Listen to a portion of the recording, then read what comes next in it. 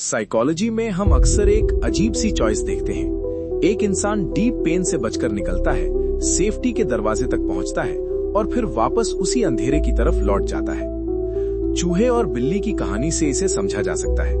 एक बिल्ली चूहे को पकड़ती है लेकिन उसे मारती नहीं है। वो चूहे को जख्मी करती है, छोड़ती है और फिर से झपटती है। इससे फिजिकल टॉर्मेंट और साइकोलॉजिकल टेरर की एक डेली साइकिल बन जाती है। लेकिन आखिरकार चूहे को भागने का एक मौका मिल जाता है। वो बिल्ली की पहुंच से बचकर एक गहरे प्रेडेटर फ्री छेद में छिप जाता है। ये एनवायरनमेंट ऑब्जेक्टिवली एकदम परफेक्ट है। यहाँ पूरी तरह साइलेंस है, हाईली सिक्योर है और थ्रेट का कोई नामो निशान नहीं है। लेकिन इस सेफ्टी के अंदर भी चूहा स्ट्रगल करने लगता है।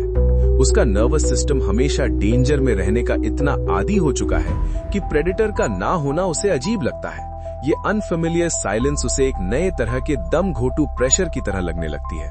आखिर में चूहा अपने उस सेफ बिल से बाहर निकलता है और वापस उसी खुले कमरे में चला जाता है, ठीक उन्हीं पंजों के पास जिन्होंने पहले उसे टॉर्चर किया था। साइकोलॉजी में इस फिनोमिनन को ट्रॉमा बॉन्डिंग कहा जाता है। ये एक ऐसी स्टेट है जहां हमारा ब्रेन एक अननोन फ्रीडम का रिस्क लेने के बजाय एक फेमिलियर हेल्थ को ज्यादा प्रायोरिटी देता है।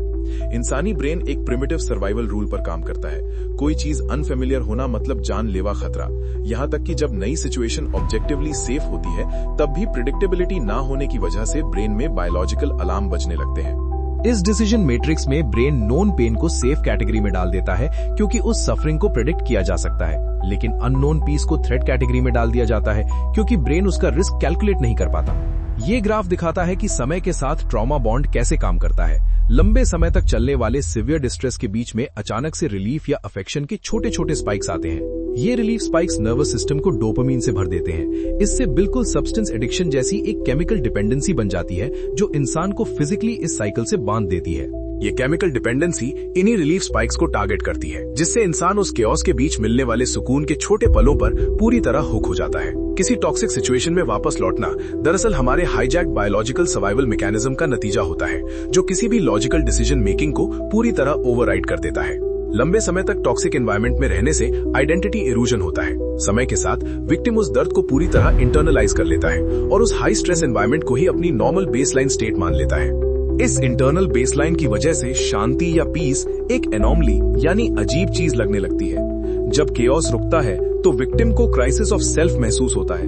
उन्हें लगता है कि वो सिर्फ स्ट्रगल वाले एनवायरनमेंट में ही सर्वाइव कर सकते हैं। एक्सटर्नल केओस का एक स्पेसिफिक पर्पस भी होता है। ये एक लगातार चलने वाला डिस्ट्रैक्शन है। ये ब्रेन को इमीडिएट सर्वाइवल के अलावा किसी और चीज पर फोकस करने ही नहीं देता।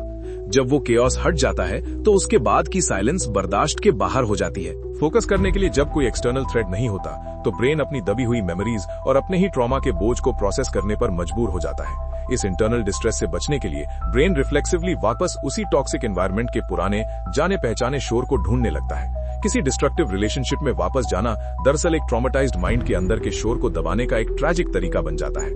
फिजिकली भाग जाना तो बस शुरुआत है। सबसे बड़ा चैलेंज है उस फेमिलियर हेल्थ से निकलने के बाद होने वाले साइकोलॉजिकल विड्रॉल को सर्वाइव करना।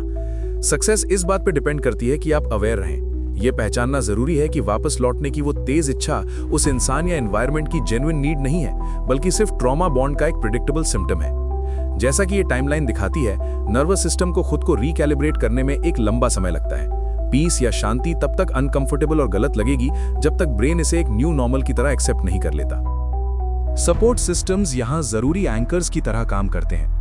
जब सर्वाइवल इंस्टिंक्ट्स वापस पुराने दलदल में खींचती हैं, तो दोस्त एक्सटर्नल स्टेबिलिटी देकर इस डिस्ट्रक्टिव साइकिल को तोड़ते हैं। अपनी सेल्फ वर्थ को वापस बनाना ही आखिरी रुकावट है। जब कोई इंसान अपनी सेल्फ रिस्पेक्ट वापस पा लेता है तो उसके अंदर टॉक्सिक एनवायरनमेंट्स के खिंचाव के खिलाफ एक साइकोलॉजिकल इम्यूनिटी पैदा हो जाती है। फ्रीडम अक्सर डरावनी लगती है क्योंकि ये अननोन होती है। उस शुरुआती बेचैनी को बर्दाश्त करना ही एक फेमिलियर हेल्थ से निकलकर एक सेफ रियलिटी में कदम रखने का इकलौता रास्ता है।